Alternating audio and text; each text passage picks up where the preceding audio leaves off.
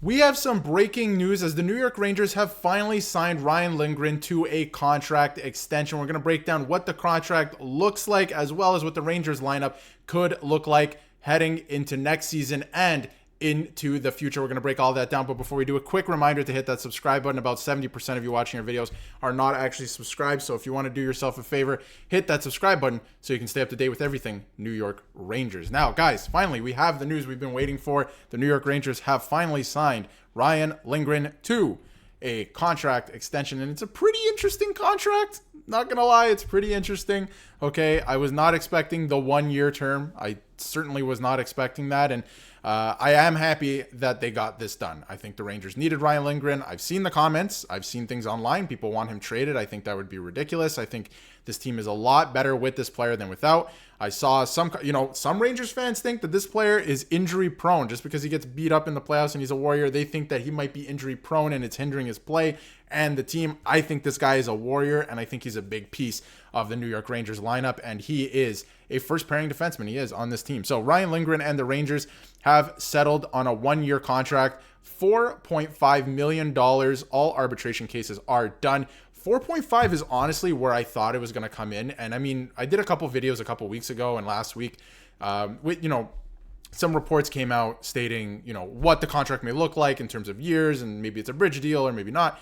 And it was looking like it was going to be $4.5 million. So, hit the nail right on the head there, which is good. I think that's a great value contract for the New York Rangers. I'm just a little surprised with the term. Not going to lie, the 1-year thing is a little weird, especially because Lafreniere and Shesterkin come up next year. But if the Rangers feel like they have something in those players that they have to spend more money in and they have to let a guy like Lindgren go, they have a lot of flexibility in that way now. So I think, it's a great contract in that way. Again, this is an initial reaction. Like, this just happened, so I'm just giving my raw thoughts right now. But I'm surely we'll get into it later about the truth behind the contract and all that fun stuff. But great deal so far. I mean, besides the 1-year thing, I think it's a great deal so far for the New York Rangers. And Capo Caco, Ryan, this is from Johnny as well. Capo Caco, Ryan Lindgren, and I'll include Riley Smith, all being on 1-year deals, is going to make the trade deadline very, very interesting. And I think Chris Drury is setting this team up for a crazy trade deadline. They still have, in terms of moving pieces out, they have a lot of salary that they can kind of work with right at the trade deadline. So including the 1-year deals, this could get really interesting for the Rangers. So it might be, the New York Rangers might be running it back, with Smith for opening night, but this team could look very different come mid-March. I think Drury's done a pretty good job at setting this team up for a quick change if need be, and I think that's very exciting for the New York Rangers. So this is kind of what the contract, you can pause if you want and read it. This is kind of what the contract was looking like. This was what was rumored this morning, and it kind of, fell into that range at the $4.5 million range, and all the reports leading up to this were pretty much in that range as well. So this is from Ryan as well. Wow, quick analysis. Drury wasn't willing to do a long-term deal. I don't blame him, and will now have to have after January to negotiate an extension with Lindgren. Lindgren now has a prove-it year and can walk to free agency. That's the other thing. Lindgren can absolutely walk to free agency after this, but I think this sets up the Rangers, just at a first glance, right, first reaction, sets up the Rangers for some more flexibility down the road, right, at the trade deadline. And obviously, if you find out that Lafreniere is going to command way more money than you think, and you find that Shesterkin is going to command way more money than you think, then, you're going to have to put those assets towards them, and have Lindgren either walk, or maybe you could look at trading him at the trade deadline, right, for something more cost certain, right? I think that could be another option for the Rangers as well. So it's going to be very interesting to watch what happens this season, because I think a lot of these players, like I just mentioned, Johnny mentioned, like Capo, Lindgren, and Riley Smith as well, could be in play at the trade deadline. It's going to make for a very interesting trade deadline for the New York Rangers. And a $4.5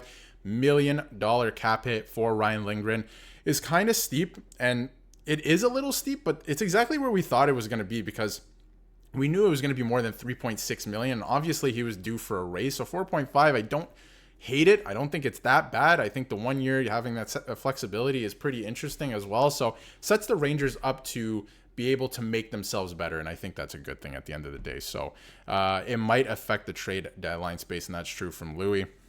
but the contract is extremely tradable, as is Capo Caco's. I think that's kind of where Drury is landing on it here. So it's pretty interesting. And Drury is giving them a chance to play better this season, but will surely move them if they struggle. Honestly, great play from Chris Drury here. I love it. There's a lot of flexibility involved here, and he knows that he has a lot of big contracts to sign come next summer. So he's setting himself up to be able to do that, not to get stuck in a situation where you have to leave. You have to let someone more valuable walk for nothing, or, get into contract trouble in that way. So I love it. I think this is, the more we're going through it, I'm starting to like it a little bit more. And again, this is the cap stuff from Puckpedia, of course, since Cap Friendly is no longer around. So 4.5 million cap hit. Pretty interesting. Check out his stats here in a second too. We'll bring those up. I mean, this is not a player who's going to get you a lot of points every year. We know that, but obviously still relatively young. Plays in a lot of situations on the ice. Very good 5-on-5 as well. And like I said, he's a warrior in the playoffs. I do like this player, right? And again, not going to get you a lot of points, but defensively, he is kind of the Robin for Adam Fox's Batman, right? I think that dynamic, you need that. And I think he does that very well. And I'm telling you, I see the comments, and a lot of Rangers fans are going at it in the comments and saying, that this is a player that should be traded. He's injury prone, all that stuff. I see all of it. All right. And, I don't think that's the case. Like I said, I think he's the Robin to Adam Fox's Batman. I think he needs a player like this. And I think he's been really, really good and effective for the New York Rangers. So, I mean, you can take a look at his J-Fresh, and I love J-Fresh. This is such a good inside look, some good insight into each player. And, you can really take a look at what he does best. And I mean, he's not, one of the best first pairing defensemen in the league, but like I said, he complements Adam Fox very well. I like this player personally. I really do. I don't understand why more Rangers fans don't like this player or want him traded or believe that, he's slowing down the team. I think he's a great, pretty good, effective player. All right. And what he does. Okay. So this is a pretty good deal. All right. Flexibility. I love it. You're not spending too much. It was right around the area where we thought it was going to be. And again, I mean, this is great, tidy work from Chris Drury. It's obviously not something, and I'll close out the video by saying this, it's obviously not something where, it's fantastic where, you sign this player to a long-term deal and the contract's probably going to age fantastic because the salary cap's going up. It's not there, but I think he knows that he's going to be in a very tough situation come next summer with Lafreniere and Shesterkin. I think he knows that, and he's setting himself up so there are no mistakes, and I think that is a good thing if you're a New York Rangers fan and looking to your GM to make good moves, right, and cost-effective moves. So, Lindgren could be a casualty, maybe at the trade deadline or something. We don't know what that's going to look like, but on the same side, or on the other side of the coin, it's a pretty good deal. There's lots of flexibility there. So I love it.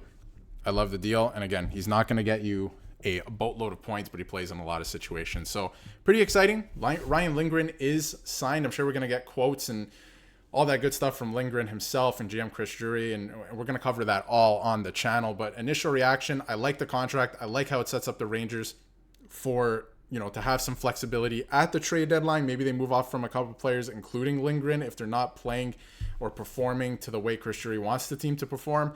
And then it leaves, some flexibility for the bigger contracts that are on the way too. So I love it. Let me know what you think in the comments. And if you haven't yet, hit that subscribe button so you can stay up to date with everything New York Rangers.